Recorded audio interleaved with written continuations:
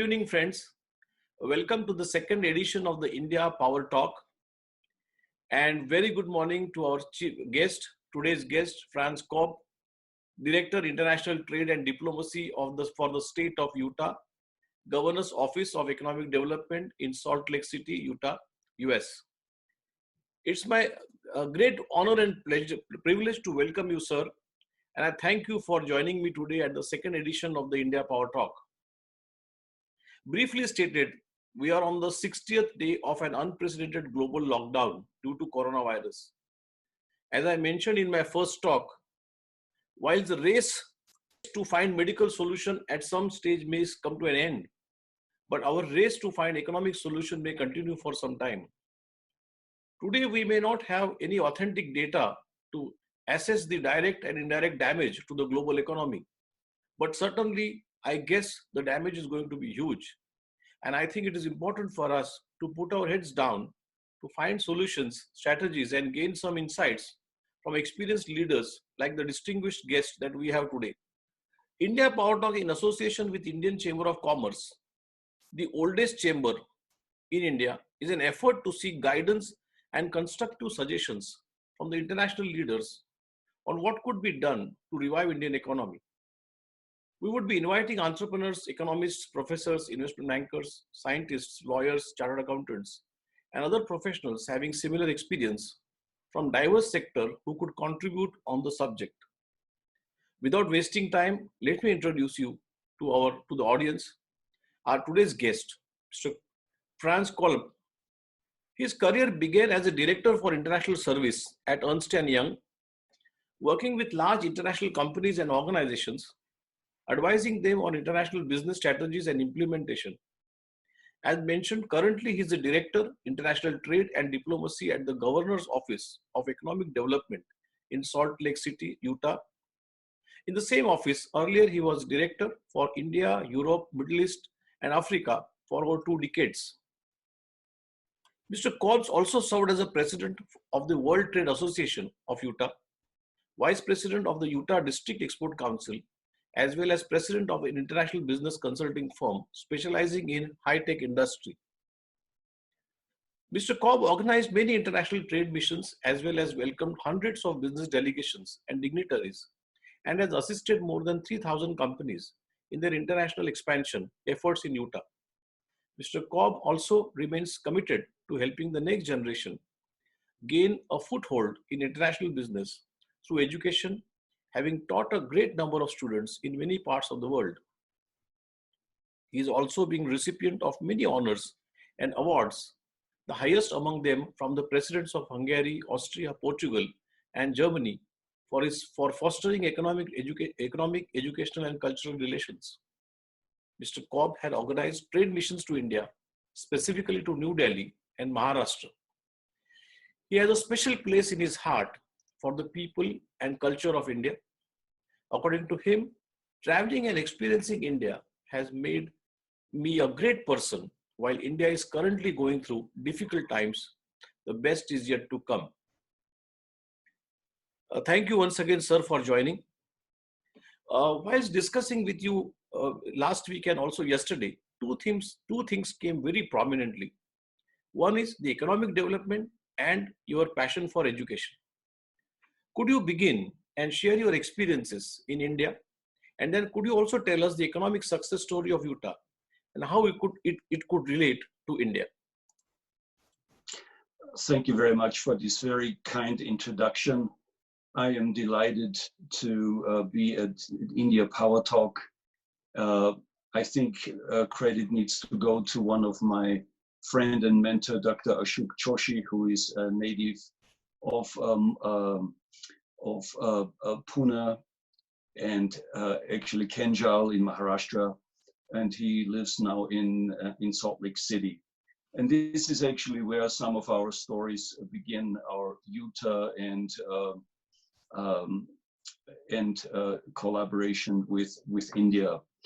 We have a very large diaspora here that is very active, that has been instrumental in the development, in economic development, and I will explain a little bit along those lines. My very first task, when the very first time went to India, was at the request of the governor, at that time, Governor Huntsman, who requested that we find out how important India is to the economy of Utah, what the opportunities are. And so we did an assessment, and we then had companies come forward and expressed extreme interest to go to India. Not only companies, but also educational institutions. So I went on a pre-trip over to India and to Delhi, to Hyderabad, to Mumbai, and prepared the trip. And I found people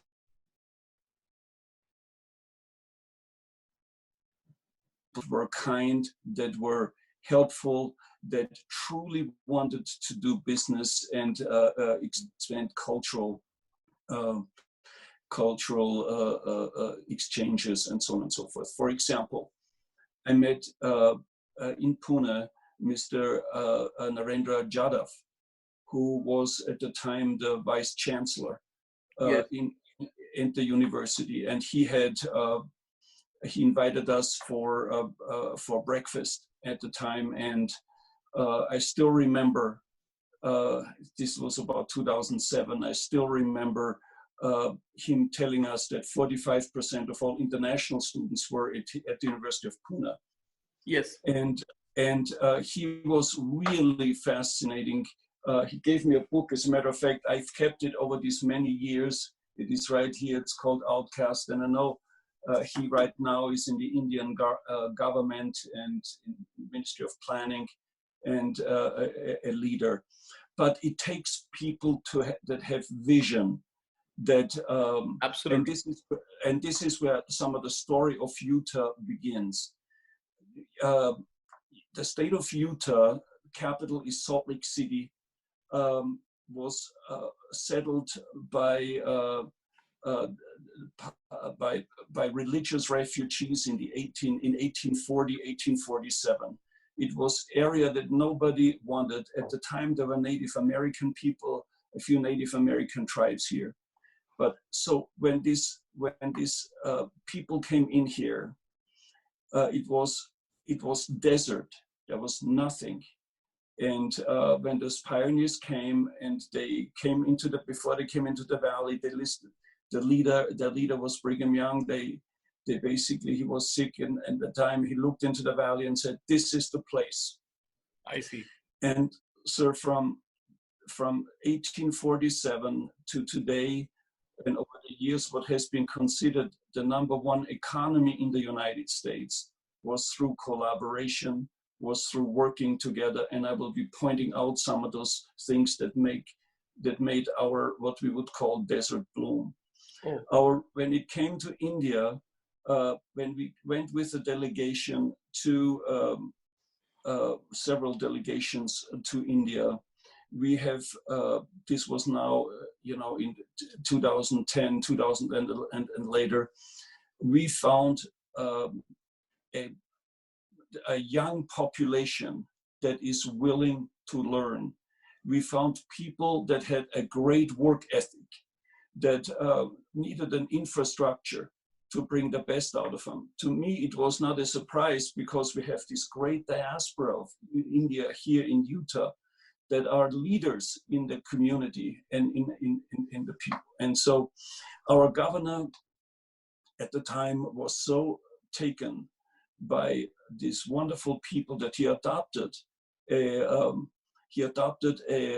child from Gujarat. Oh, great! And her name is Asha, and she's been wonderful, and it's been a great addition.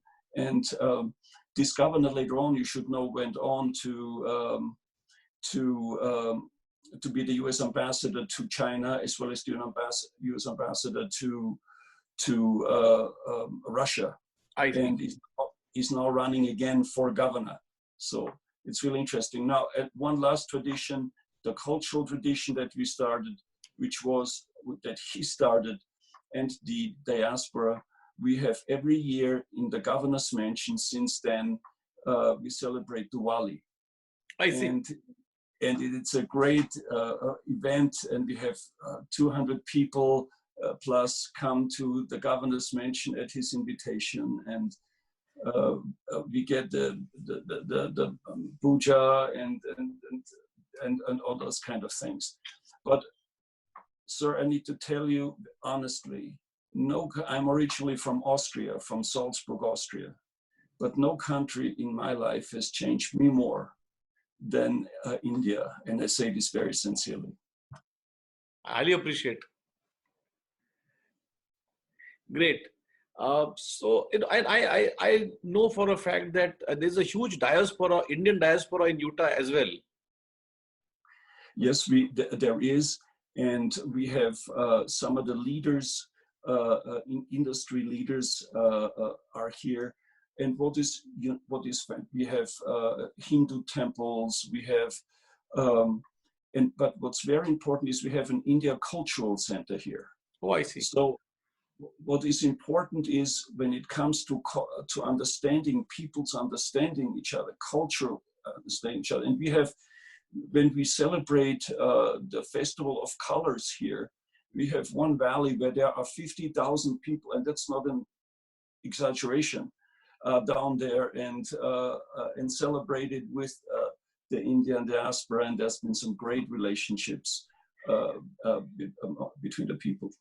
I was talking to one of my friends today from Denver today morning, and he told me that Colorado and state of Salt Lake City are all the valleys, the mountain cities, mountain states, and these mountain states, the investment from these mountain states in India is huge, which is not really talked about. Yes, we have. What we have done over the years is we meaning Utah specifically, and also some of the intermountain states, we have internationalized our economy. I see. We in Utah are maybe one of the leaders, and the reason is we have made a commitment. One of the ways to internationalize the economy, we'll maybe talk about that a little bit later, is to educate the people. So one of the tools of the 21st century is to teach the next generation languages. I see. The languages of the world. So we are speaking in Utah 133 languages doing the daily activities of business.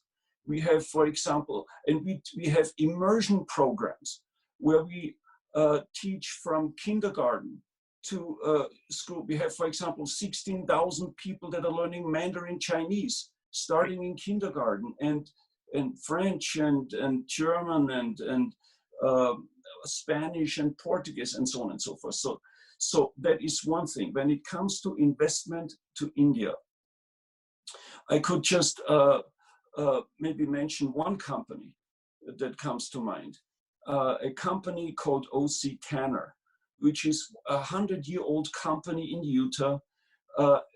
They are a leader in employee recognition. What they do is they go into organizations and they help them analyze, and they have tools to help recognize employees, which results in happier employees, which results in basically higher productivity. They went to India in 2009. They opened up offices in Mumbai. They have in Hyderabad. They have a center there and in Delhi, and they are helping India to having higher productive employees and recognizing these employees. So this comes also from this culture a little bit here in Utah, that originally when these pioneers came in, in order to survive, you had to work together, and you had to collaborate and so on and so forth. Great. Well, that's really great insight, and that's very encouraging, I must say. Uh, let's move to the next question, and that is next point, I would say. And I would like to ask you, is it true that post-COVID supply chain will be more local?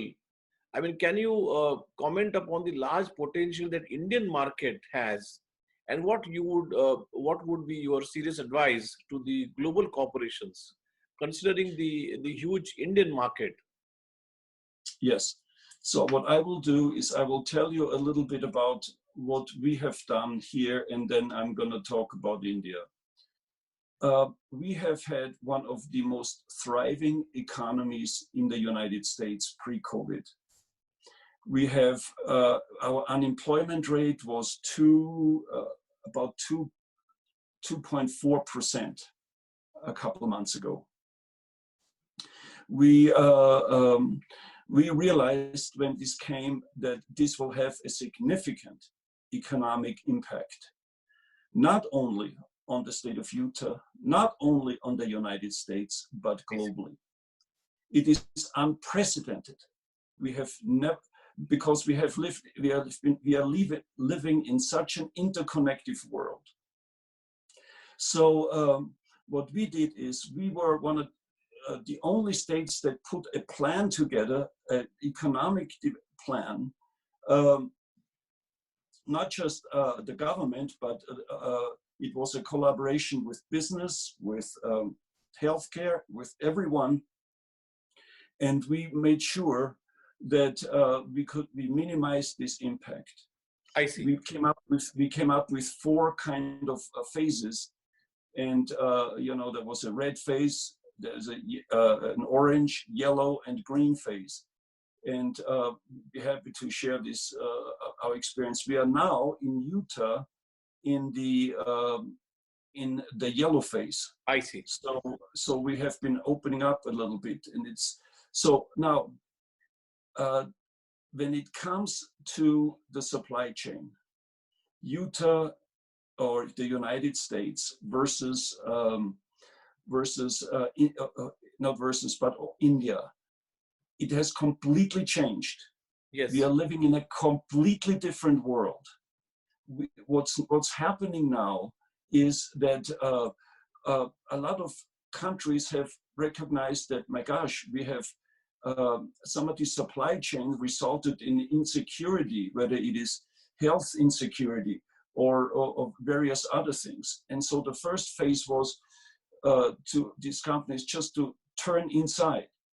What can we do? If we all know, for example, that there were some countries where there were shortages. For example, China, to get some of these personal protection equipment out. Yes. We have had a company here, companies in Utah stepped forward, met with the governor, and they said, okay, we will now change our bio factories, and we will manufacture personal protection equipment, masks, and various things. We have, for example, well, there are quite a few companies. Now, India, what will happen in India, I think it's a similar thing.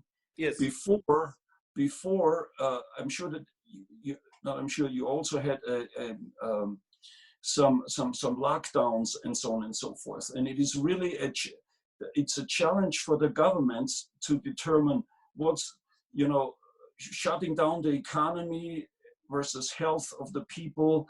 What is there a balance? How can we make sure that our economies will survive COVID-19? Yes.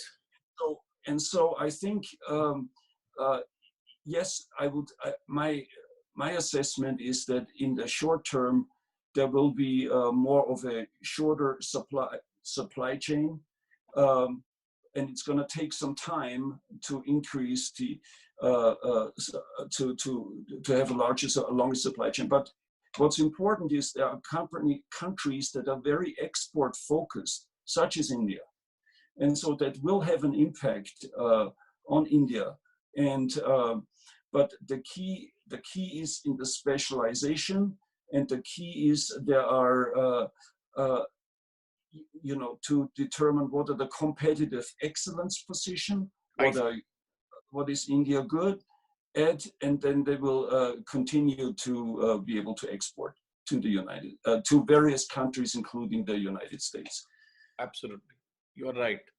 But I would still want to know from you as to how would international companies look at, or I'm sure they will look at India as also a big market. So, from considering from that perspective, do you really see corporations making investments in India, or would you advise corporations to look at India because it has a large market?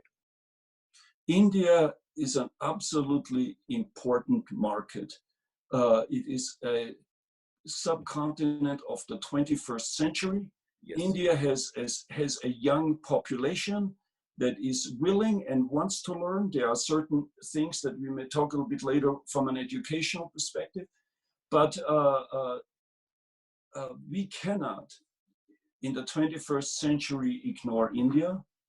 There used to be a lot of, within the Indian states, there used to be different laws on various things. And I remember some 10 years ago, we have, for example, about an $8 billion nutraceutical market, where food supplements and some of those things. And they wanted to send it to India, and one state tried to allow it, and then the other one didn't, and so on and so forth.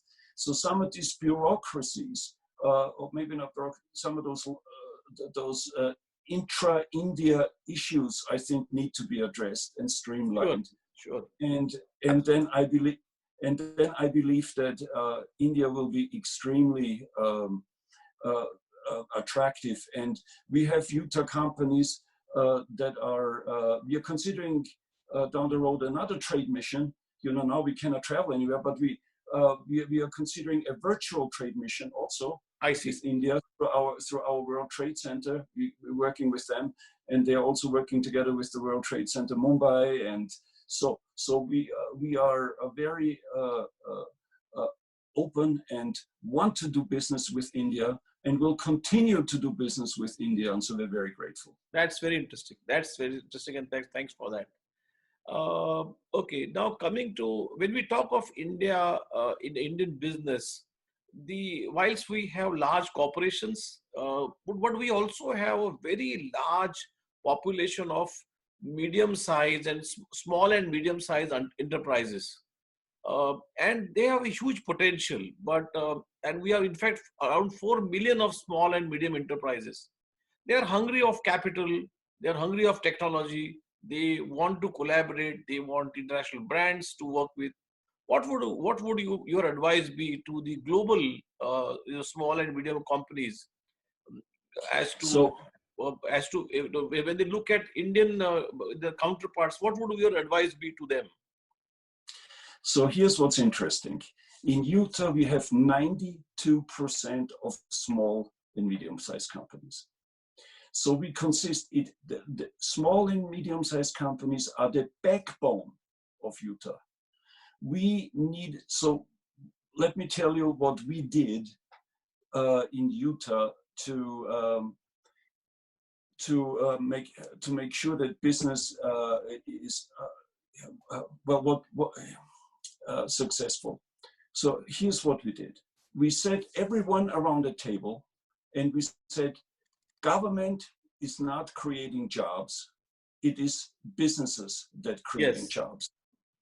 It's the business that takes risks. The entrepreneur takes risks, and so there should be a reward. That's what our governor always says. And so what we need to do is we need to tell us what we need to do. So they came in and they sat around the table, and some very interesting things came out. One is there are too many laws that do not allow us to. They are not very conducive to creating jobs. So, okay, so we wrote that down. So so what we did is we analyzed all the laws, and out of 2,000 of those laws, 2,000 laws that we had, about 400 some did not, so we eliminated them. We got rid of those 400 laws because if they want to, the other thing was taxation was also very important. Don't tax us to death. Now I need to tell you here that the state of Utah has a tax rate of 5. And out of those 5%, 41% goes into education. That's the way we fund our education. We have a part-time legislature. They only are in session for 45 days out of the year, and they are businessmen and attorneys and housewives and everyone, and they come together, and we want them to go back out into the world and work, and so that they know how it feels to pay taxes. So that's another thing. Then they said there's too much regulation as far as how do you start a business. Well, today in Utah, you want to start a business, it'll take you 20 minutes on the internet. It's a non-issue. And then bring services to closer to the community, which we did. We're one of the first states that became internet-centric. I see. You know, yeah, what needs to happen is there needs to be an environment that rewards entrepreneurs and risk takers, and then another thing was education. Invariably, one of the challenge that we had is we wanted to make sure that our businesses. It's one thing to start a business; it's not another thing to keep it. Correct. So we developed small business development centers. We developed through the small business. We have seminars. We have a governor's office of economic development that I work in that helps companies, for example, to get government contracts and all these kind of things. And this all in international business has always been kind of overarching all of these efforts, because we cannot do things in isolation in the 21st century. Great. No, that's really interesting. But I must also say here that, look, in India, the regulations with regard to small and medium-sized companies are very, very conducive and favorable. In fact, you know, if you have just tracked, I don't know whether, but the ranking of ease of doing business has improved tremendously in the last 4 or 5 years. We have improved it, consciously taken steps to improve it. And the regulations with regard to incorporation of company or starting of business are fairly today very simple and very very investor friendly. Nice. Great. And in fact, you know, even the banking sector also looks at the MSME and SME in a different angle altogether. I think it's the future. It's absolutely, you know, and the other thing is we are now going into high schools and with apprenticeship programs where we can, you know, well, we'll talk about it later on, the skill-based education, okay, I think. But the key is that entrepreneurs, you know, it's, and that's why need to be respected, entrepreneurs, and it's not just men or women. All the entrepreneurs are very, very extremely important to us.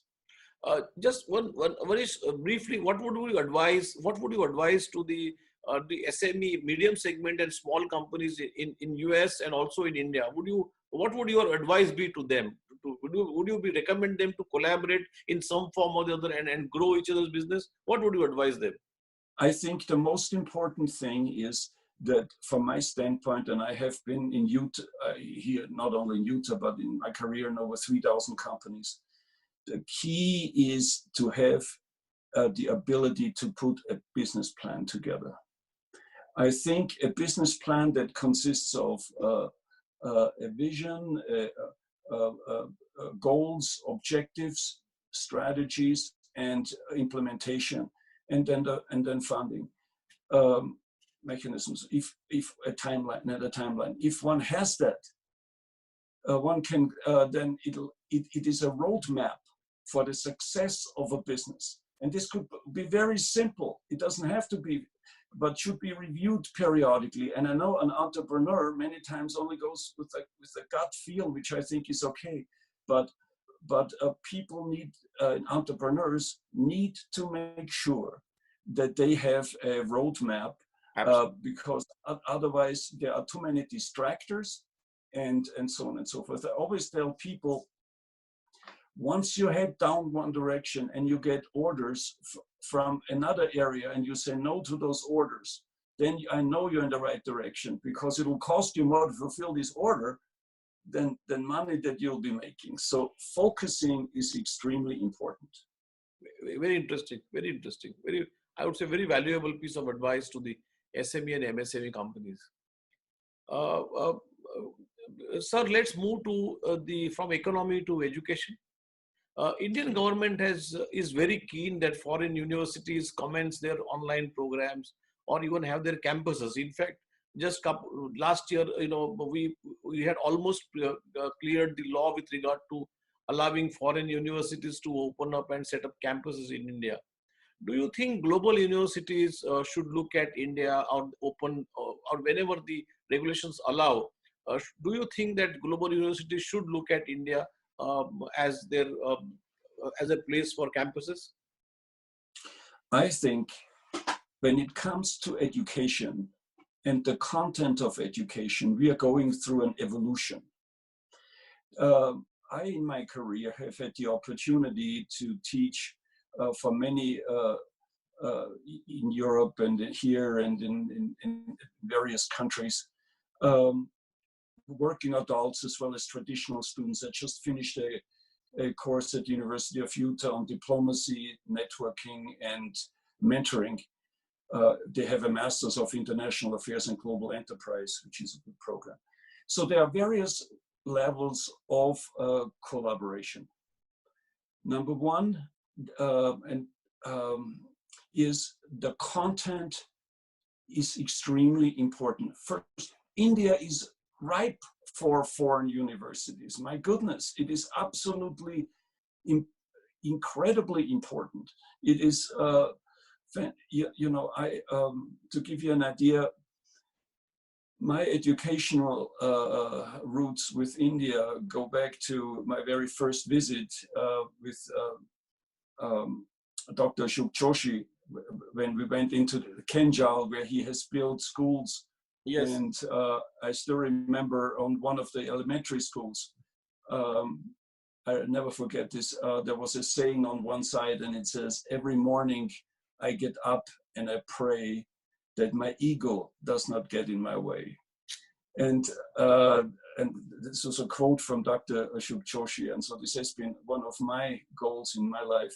But the reason I mentioned this is because we were guests of honor, and there were probably 200 elementary school children sitting there. And I will never forget, totally quiet, totally disciplined.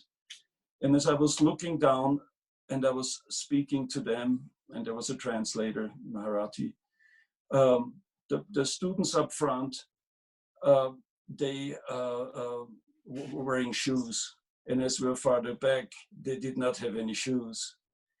And I have never in my life seen more dedicated students than I've seen in these schools.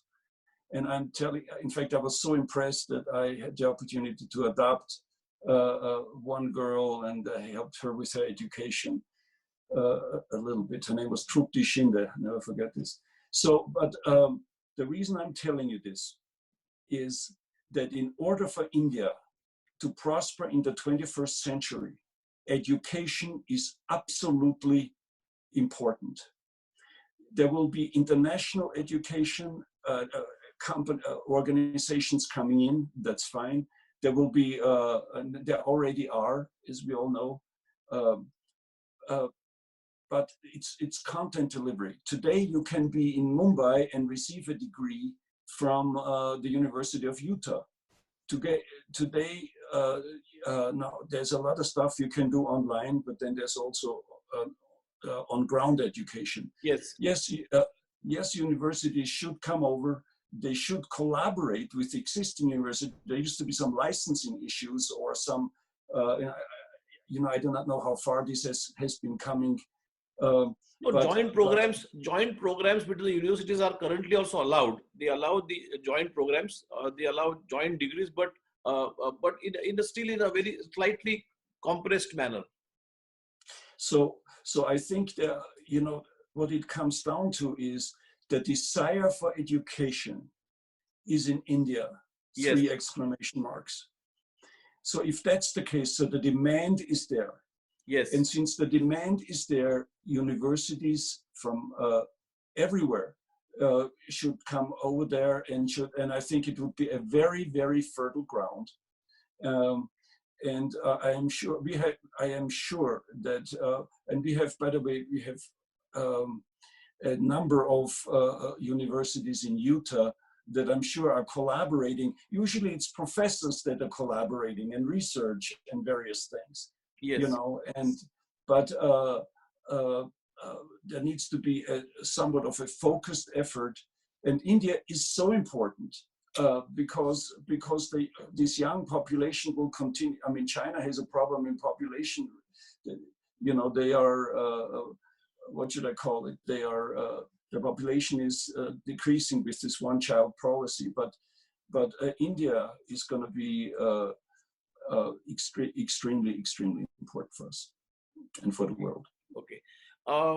Anything specific you would like to add about the skill-based education or vocational education? What would you say? Yes, I think that is very important because everybody always talks about a university. We have this issue here in Utah as well. In fact, we have that in America. Somebody grows up and said, you're going to get a doctorate degree, a PhD, and all those kind of things. And while I believe a good general education for an individual is very important, the Europeans, for example, have what they call apprenticeship programs. Yes. And they have programs. And when I grew up in Europe, I went through an apprenticeship program many years ago.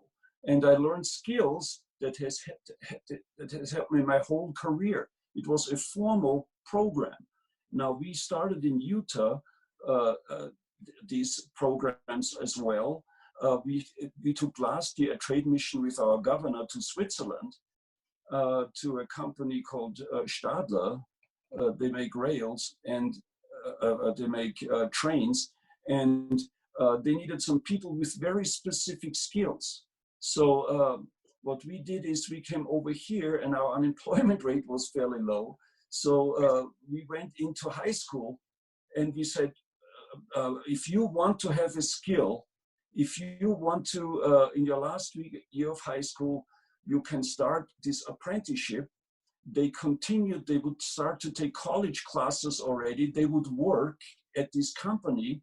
And after a year, I believe it's two or 3 years, they would get a all expense paid associate degree from Salt Lake Community College. And by the way, Salt Lake Community College was also in India, with the president was also in India, and that's the 3rd largest community college in America with 64,000 students. Oh. But it's these skills that I believe are important, that are transferable, that extreme. So there are some people that just don't want to go to universities, don't maybe have the yes. aptitude to go to the university. Yes, you are absolutely right.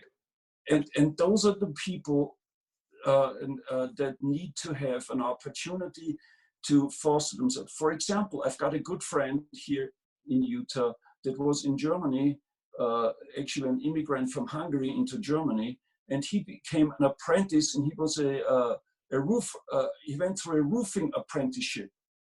And this man is one of the most talented a master roofer. I mean, they progressed, you have to have a masterpiece, you have to have 2 or 3 tests, and only, 2 or 3% make it to that master's level. It's these things, that this skill-based education that I believe are incredibly important in India, that will help in rural communities, people that just don't have access to university. And I think that should be formalized. and maybe it is, but that this apprenticeship system should be formalized in India, and there are some very interesting models that we could be happy to share. In fact, I must tell you that look, there is a large number of students who are school dropouts, because of financial constraints or otherwise.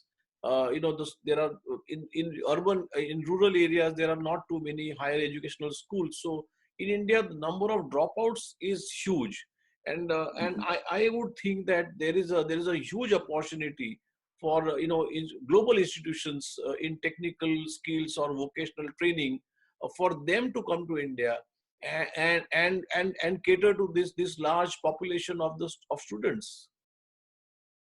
I think that is fairly easy. These are fairly easily transferable programs. And when companies come in, see, when we recruit companies to Utah, what we do, for example, we do not do large cash payments and all those kind of things. We give tax rebates. But one of the things that we have here is our workforce. Yes. Our workforce, we have the healthiest population in America, one of the highest productivity rates. We have the youngest population in America, so I'm very familiar. And that helps companies with their in implementing their. And what's interesting, we just had we had a meeting, a board meeting of. There was a board meeting where we announced, was it yesterday or last Thursday, another 3 companies will be creating 2,500 jobs that pay more than the county average, and so on and so forth. This is even during COVID. So Utah is, we created this environment where, where companies can flourish, whether that is in, whether that, we have an organization called Silicon Slopes that focuses on information technology. We have aerospace, we have biomedical science. All this is so complementary to India because you've got the same. And so these markets over there need to be in the 21st century. They will be opening up more and more and more. I think this government has done a lot towards that. And I remember when you are right. I see a huge opportunity where there are a lot of MNCs operating in India. There are large educational institutions in India, and there are large number of students who are students or children who are dropouts. Now, if some form of incentive programs are evolved by the companies operating in India, if in collaboration with some technical institutions, if they can come in India, and if they can take up the imparting this technical education or vocational education or skill-based education, it will improve not only the workforce for the companies operating in India, but also it will really help meet the requirement of the students community who are in large number.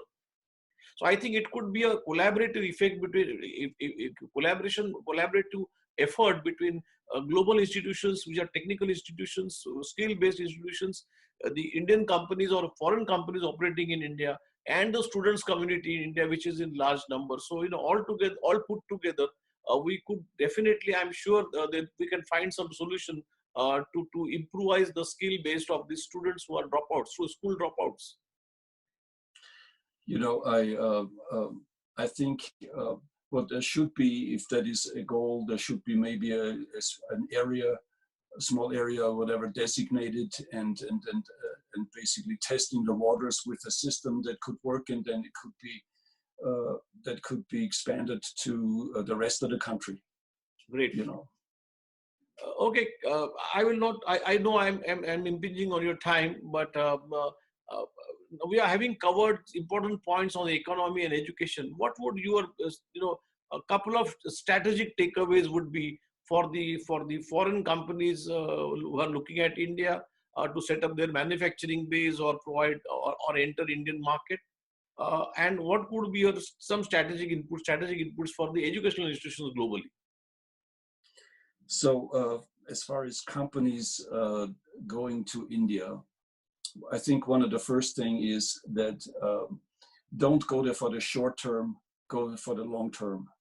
I think it's important that India, when it comes to the 21st century, will be a leader, and it will be. My other advice would be get a mentor in India, get good legal advice, get good accounting advice, um, and then focus on networking, and I think you'll be very successful. There has been, I mean, if you look at some of the economic miracles that took place in Hyderabad or in Delhi or in Mumbai, for example, it's just phenomenal. The large companies, a lot of people don't understand that there is some serious purchasing power when it comes to a certain segment of the population in India. It is just phenomenal what these opportunities are. And then so that's what I would recommend. As far as, and from an educational perspective, we talked a little bit about it. I think educational institutions, the time is now to go over to India and to start out with maybe with some small collaborations, and then later on they will expand. But the times are tough. Let's be honest, times are tough now. But during tough times is when you really know who your friends are. That's Absolutely. When we stick together. That's what I always say. And just last point to the Indian government or the Indian companies, what would you advise them? How do we really revive our economy, or what would you advise them in the given the situation? I would, so from a standpoint, let businesses create jobs. On one side, that would be one thing. On the other thing is, we cannot do this in isolation. There needs to be global collaboration. I think what's also important is that not just on a national strategies, but there could be collaborations between educational. There should be between educational institutions, between states, or subnational. There should be maybe a subnational strategies. Yes. For example, China is doing a lot of subnational strategies with where some of their Chinese provinces are connecting with other states or provinces in other states, and maybe that could be also to a certain degree one thing. But it's entrepreneur. And I think there should be a best practices strategies that should be put together, and not just with folks from India around the table, but from some of the key stakeholders from other parts of the world should be involved in that too. Because let's think about it, 50 years down the road, we are working on strategies right now that are 30, 40, 50 years in the future. How do we want our environment to look? How do we want? And you cannot do that in isolation. So you've got to do that with international collaborations. Great. So I hope that helped a little bit. Yes, absolutely. Friends, I'm sure you would agree that this has been a fantastic evening to hear Fanz Kolb. I must sincerely thank him for having taken time for sharing his valuable insights and experience. I would like to also thank the Indian Chamber of Commerce for extending their support in organizing this. And last but not the least, thanks to the wonderful audience. Last time I concluded, sir, with a vote of thanks and with a humble prayer to the Almighty that bless the mankind with right spirit to fight the coronavirus and also to restore the world with peace and happiness. The next Power Talk will be in the following Friday. Till then, let's stay happy and stay safe. Thank you. Thank you once again for joining us. Thank you very much. It was a pleasure. Thank you. My pleasure. Thank you.